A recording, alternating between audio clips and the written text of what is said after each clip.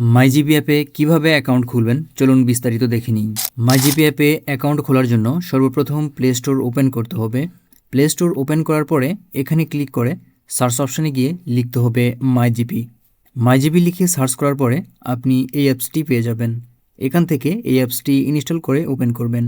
আমি যেহেতু পূর্বে থেকেই ইনস্টল করে রেখেছি, সুতরাং ওপেন অপশানে ক্লিক করলাম।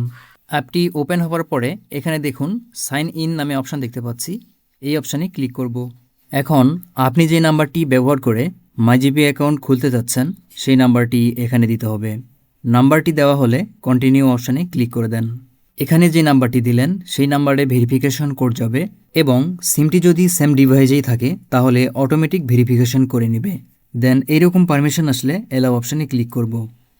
অ্যাপে প্রবেশ করার পরে এখানে দেখুন আপনার সিমে কত টাকা ব্যালেন্স রয়েছে সেই ব্যালেন্সের পরিমাণ এখানে দেখতে পাবেন। এছাড়াও আপনার সিমে যদি কোনো এমবি থাকে তাহলে এমবি এখানে দেখতে পাবেন, আর মিনিট থাকলে মিনিট এখানে দেখতে পাবেন। এই সিমে যেহেতু এমবি এবং মিনিট নেই সেহেতু এখানে 00 দেখাচ্ছে।